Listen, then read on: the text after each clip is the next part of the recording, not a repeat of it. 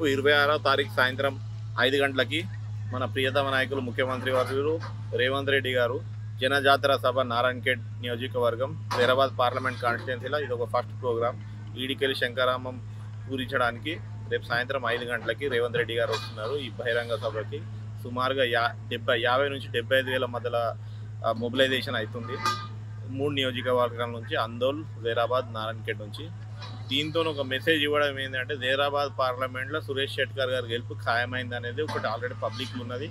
దాన్ని ముఖ్యమంత్రి గారు ఇంకా సురేష్ షెట్కర్ గారికి మంచి మెజారిటీతో గెలిపిస్తే ఏమేమి చేస్తారు ఏంది అనేది ఎక్స్ప్లెయిన్ చేయడానికి రేపు వస్తున్నారు. ఆయనతో పాటు మన ఇన్ఛార్జ్ మినిస్టర్ దామోదర్ రాజనరసింహ గారు, మళ్ళీ 6 కాన్స్టిట్యున్సీల ఎమ్మెల్యేలు గారు కూడా ఇక్కడ హాజరవుతారు.